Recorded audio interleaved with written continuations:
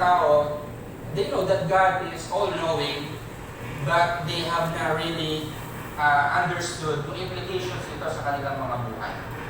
So today, ang ating pong titingnan is, now that we know that God knows everything, ano ba ang dapat natin maging pamumuhay? Ano?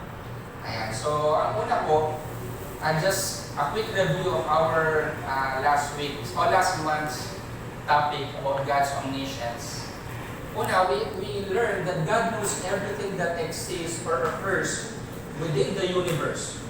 Or kung ano man yung even outside the universe, sabi nila, marami daw universe. God knows everything that exists or sabi dito occurs sa within salita ng Diyos, He looks to the ends of the earth and sees everything under the heavens. He looks to the So, ends of the ang Panginoon, earth and nakikita sees niya kung lahat everything ng under mga the bagay. heavens. Wala pong isa mang bagay sa mundong ito o sa buong kalawakan na hindi nakikita ng Panginoon. Pangalawa, makita rin natin that there is no place or object or event which is outside the knowledge of God. Sabi sa Proverbs 15:3, the eyes of the Lord are in every place. Psalm 147 verse 4, ito, ang ganda ito, no? He determines the number of the stars, He gives all of them their names. Yan. So, lahat po, kilala ng Panginoon, pati yung mga bituin, no? Gano'ng karami, billions, trillions of stars, pero kilala po at pinangalanan lahat ng Panginoon. Sabi sa next po natin, God's knowledge is beyond measure. Hindi po kayang sukatin. Sabi sa Psalm 147 verse 5, great is our Lord and mighty in power. His understanding is infinite. Ano po ba ibig sabihin ng infinite? Walang katapusan, walang hanggan. No? Sabi po sa ibang salin, His understanding is beyond measure. Wala pong kayang sumukat dun sa pagkaunawa ng Diyos. Ano tayo kaya sukatin yung understanding natin? Di ba may mga intelligent quotient IQ, ano? Kine-check. Ano ba yung level ng ating intelligence? No? Pero si God, yung kanyang intelligence, wala pong kayang sumukat. Ano? Kaya po sabi ni Paul sa Romans 11:33, oh, the depth of the riches and wisdom and knowledge of God. How unsearchable are His judgments and how inscrutable His ways. Diba? So wala pong nakakaarok, walang kayang maarok yung kaisipan ng ating pong Panginoon sapagkat ang kanyang kaisipan ay talagang napakalawak, napakalalim. No?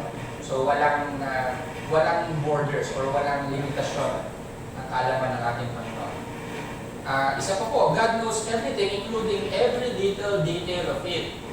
Sabi po ni Jesus, referring to God the Father, are not 2 sparrows sold for a penny, and not one of them will fall to the ground apart from your Father. But, sabi ng Panginoon dito, even the hairs of your head are all numbered. Grabe, no? Pati, ganun ka detalyado, Panginoon, no? Kahit yung bilang ng buhok natin, alam po ng Panginoon. Kaya po pagpaubos na po yan, yung buhok natin, medyo hindi nang hirapan ng Lord.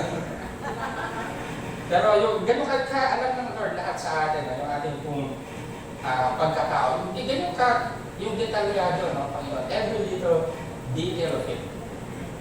Yeah. Another thing here is, God knows everything, even yung mga mangyayari pa in the future. Sabi ng Panginoon, Isaiah 46, 9-10, I am God and there is none like me, declaring the end from the beginning, and from ancient times, things not yet done. What does that mean? Parang pinapangalo nito na even before time began, si Lord, alam na po niya lahat ng mangyayari in the future. Wala pong ikinaka-sorpresa ang ating pong Panginoon. He said here that He declares the end from the beginning. He knows everything, mga kapatid. He knows every event. Walang pangyayari na hindi nalalaman ng ating pong Panginoon. And also, another thing about God is He knows every creature, all creatures. Sabi niya, no creature is hidden from His sight, but all are naked and exposed to the eyes of Him to whom we must give account. Ito, parang sinasabi ito, lahat tayo ay magsusulit sa ating Panginoon at walang isa man ang makakatakas sa paningin ng Panginoon. No? So So meron po siyang, ang Lord ay may CCTV, at matindi po yung CCTV ng Panginoon. Mas matindi pa po sa bahay ni Kuya. Nanood po ba kayo ng bahay ni Kuya? Yung bahay ni Kuya, tindi nung monitoring nung anong nangyayari sa bahay. Parang may 360 camera. Kita yung nangyayari sa buong bahay. Pero hindi kaya makita po yung camera ni Kuya. Hindi po makikita ni Kuya kung pag nagkaroon mo ng kumot, di ba, hindi na nakita ng camera ni Kuya. At may isa pa, hindi nakikita ng camera ni Kuya yung kalooban ng ating puso. Di ba? Si Lord, nakikita niya lahat, even yung lahat ng detalye, at nakikita niya even yung nilalaman ng bawat puso. Kaya nagsabi po sa Psalm 139 verse 4, God knows even the words we will speak before we open our mouths, bago pa tayo magsalita. Even before a word is on my tongue, behold, O Lord, you know it all together. Grabe, nakakamangha. Hindi ka pa nagsasalita. Bago ka pala magpe-pray, no? Nakaupo ka pa lang doon, Lord, even before you say a word, God knows it. And it should affect how we pray, no? Sa palapit natin sa Lord. Bago pa ako magsalita, alam na naman ang iba. But He wants you to pray, no? Not because He wants to be informed. Alam naman niya yung anong kalalagayan, but He wants us to depend on Him. Ay pagtiwala natin sa Kanya ang ating mga concerns. God knows what is inside every heart. Bawat puso, nakikita ng Panginoon. Sabi sa 1 Chronicles 28 verse 9, the Lord searches all hearts and understands every plan and thought. Lahat ng puso at lahat ng isipan ay nakikita ng ating Panginoon. Jeremiah 17 verse 10, I, the Lord, search the heart and test the mind. Sabi sa 1 Samuel 16 verse 7, one of our favorite verses, sabi ni Lord, Samuel kay Samuel, Samuel, ang tao tumitingin sa appearance, but God looks on the heart. So ang Diyos po, nakikita niya po ang ating mga puso. Wala po tayong may tatago sa ating Panginoon. And of course, sabi, ayun na po, yung 1 Samuel chapter 16 verse 7. And another thing about God, Psalm 139 verses 1 to 2, is that God knows each one of us personally.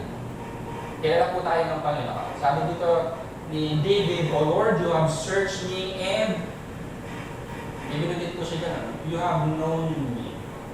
You know when I sit down, when I rise up, you discern my thoughts from afar.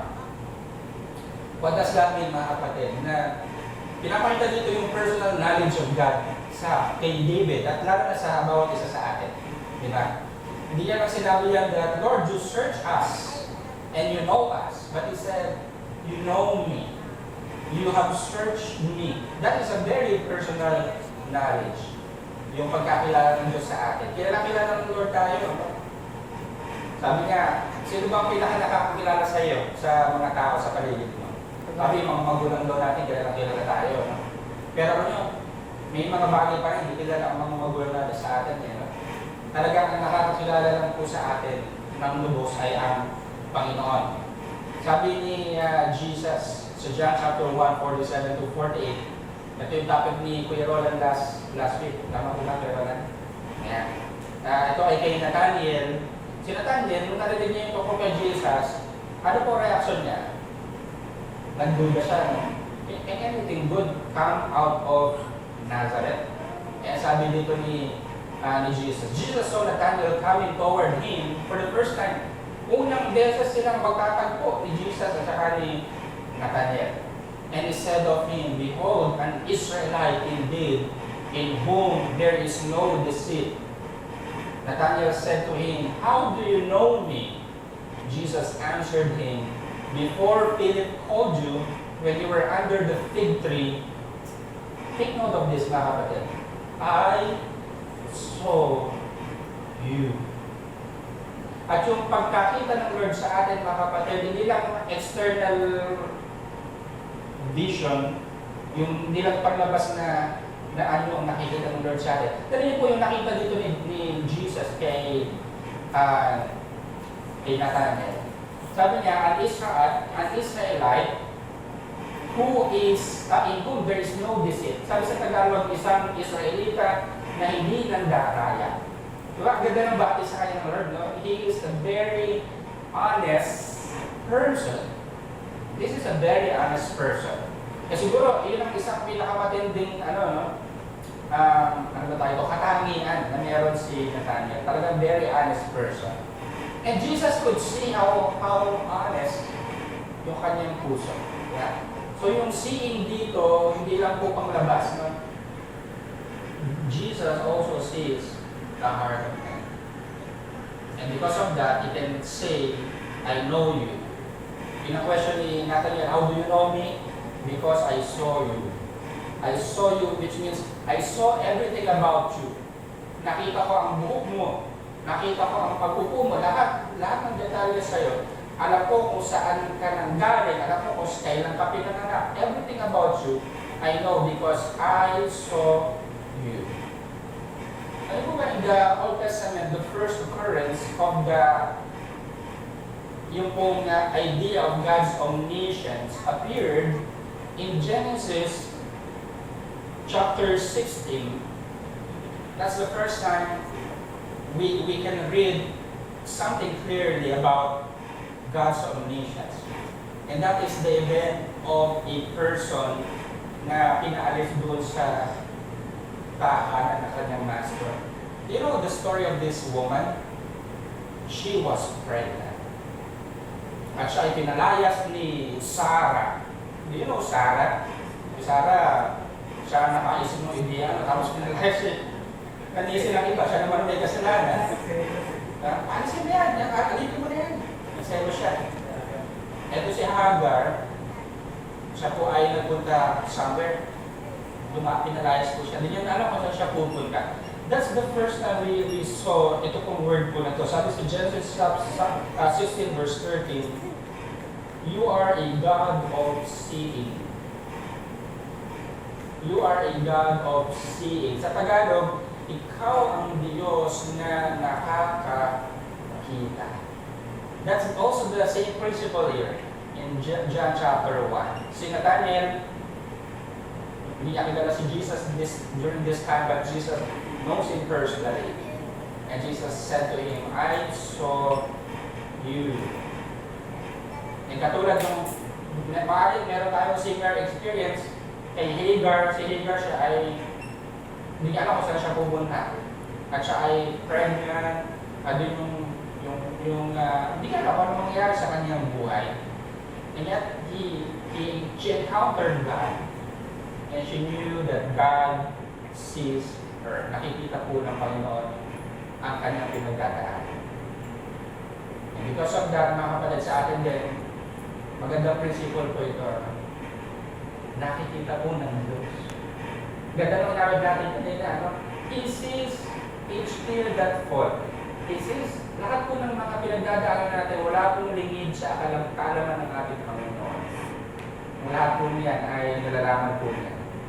Now that we know that God is omniscient, He is the God who can see, hindi lang siya nakakakita ng lahat ng bagay, but He sees everything in detail, completely.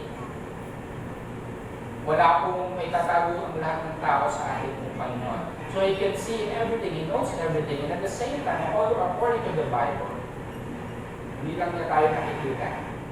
Siya rin yung Diyos na sa atin ay nagmamahal. At yung pagmamahal niya po ay hindi nagmamali.